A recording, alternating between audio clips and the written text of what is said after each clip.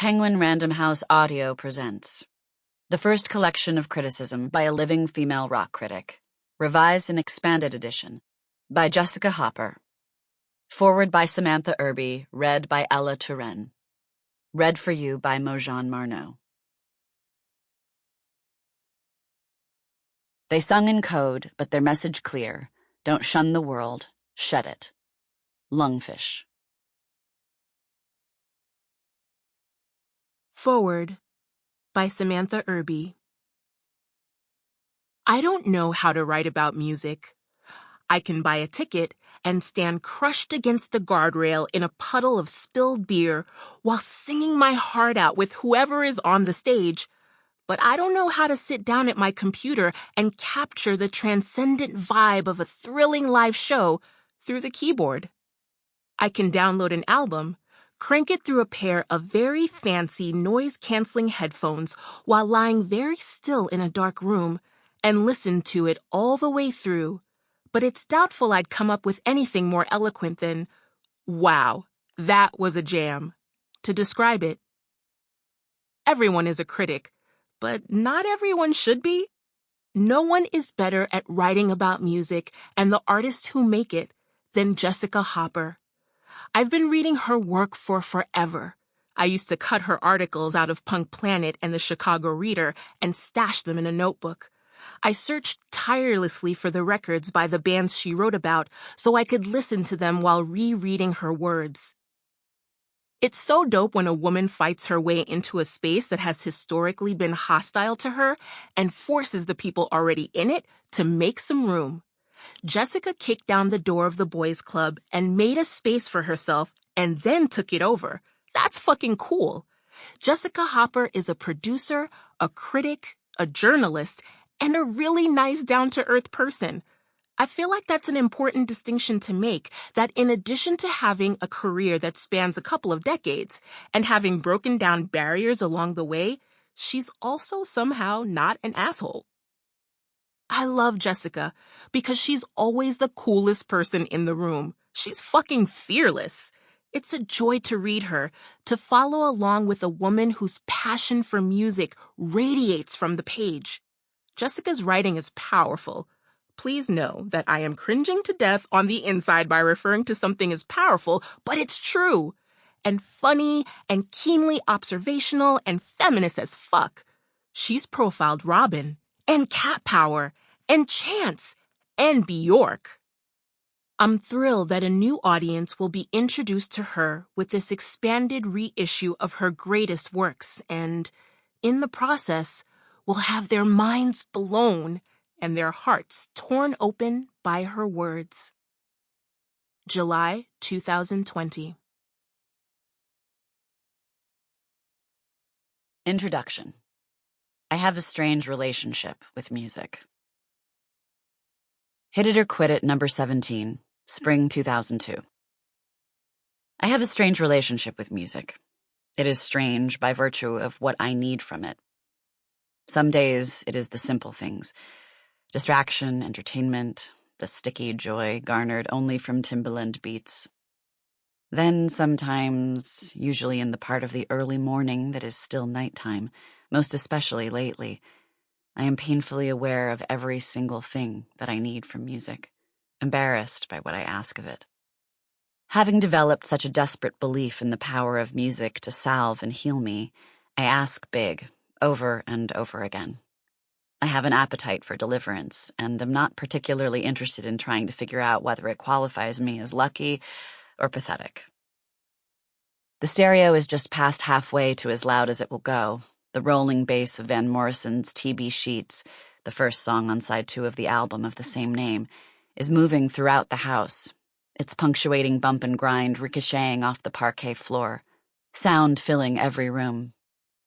This is the 4th night of the last 5 that I'm doing this same routine. Lights out, alone, in a precarious emotional state not worth explaining, dancing, though in a way that is barely dancing, because lying down is out of the question on a night as hot as this. And lying down means motionless, and there's really no being still right now. 7 of the 8 songs on TB Sheets are about Van Morrison and a girl he loves, who is dying of tuberculosis. I can count on one hand the times that I have made it through the entire album without crying. It's brutal and never fails to deliver in its relentless humanity. Some songs detail the recent past, a golden reminiscence of some then-average day, who drove the red sports car, that now will have to be enough for a lifetime. He's asking her, "Do you remember?" Insinuating some intimate exchange, some forgotten little secret. He needs her to remember. Beside You is a fierce, rambling pledge. He's pleading for her confidence in a torrential cadence of nearly unintelligible half-sentences that sound like they could be directions someplace before the decimating crescendo. He sounds drunk, a little off-key, hysterical, now saying everything he ever meant to say to her and didn't, confessing himself as if this act of deathbed desperation, this unbearable love, this compassion to the point of oneness with her, if she knew it, if she could really understand it and take it in, it might just save her.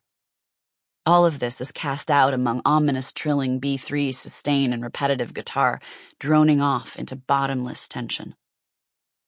The title track, TB Sheets, is 9 minutes and 44 seconds of Van rending an exquisite topography of bleak human expanse, an outline of him collapsing under the weight of incontrovertible mortal Paul, in a dialect too casual and acrimonious for how well he knows her.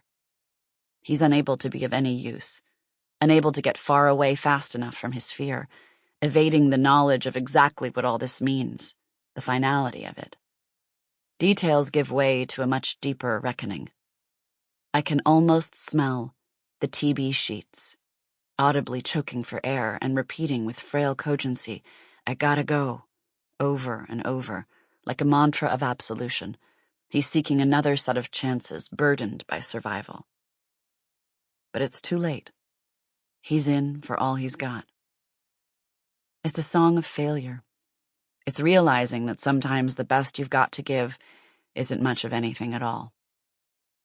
Dancing in pitch-dark rooms illuminated exclusively by the tiny light on the turntable, fits very well with my ideas of rock critic behavior, which is like normal music fan behavior, but substantially more pitiful and indulgent.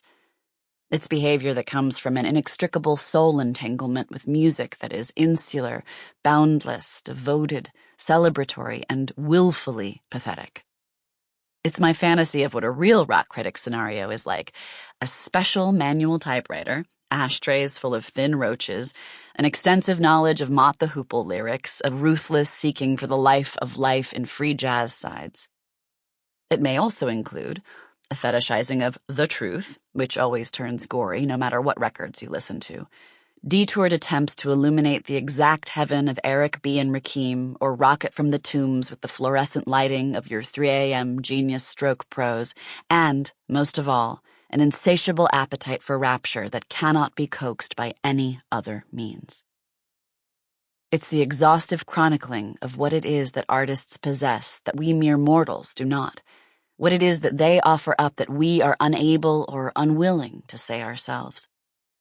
Offering connection to the disconnected, their songs make our secrets bearable in their verses and choruses, ornate in their undoing, gambling with their happiness, their personal irredemption, their humility, using failure to build a podium to reach God, their faked orgasms amid in-between song skits, their solos, clever rhymes, crippled expectations, spiritual drift, still unmet Oedipal needs, fuckless nights, not-so-gradual disappearance from reality, rodeo blues, unflagging romantic beliefs, being an outlaw for your love, a love supreme, Reaganomics, the summer they'll never forget, the power of funk, hanging at the nice-nice with the eye patch guy, American apathy, taking hoes to the Cheesecake Factory, getting head in drop-top Benzes, isolation, the benefits of capitalism, screwing Stevie Nicks in the tall green grass, the swirling death dust, the underground, and none of the above. I want it. I need it. All these records, they give me a language to decipher just how fucked I am. Because there is a void in my guts that can only be filled by songs. Part 1. Chicago. Chance the Rapper is the... Sample complete. Ready to continue?